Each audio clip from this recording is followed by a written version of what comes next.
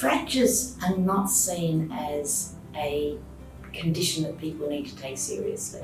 We all think about it's important for heart disease, that we treat our cholesterol, everyone knows about cancer, but fractures in general are not seen as something that's really important, despite the fact that we know that there's increased early mortality, there's a high risk of another fracture after fracturing, and there's also increased disability. So we set out to ask the question whether or not the ability to walk was predictive of suffering a fracture in the next 5 years.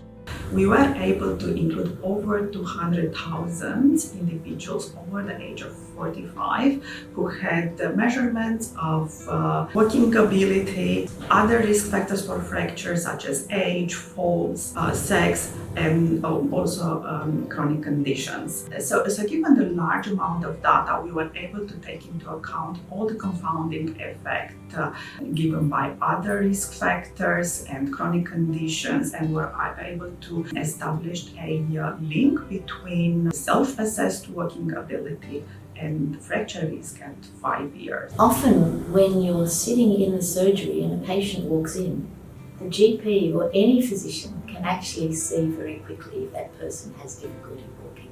So it doesn't take much at all and very little time to identify whether someone may have difficulty walking and therefore may be at increased risk of fracture and should be further investigated.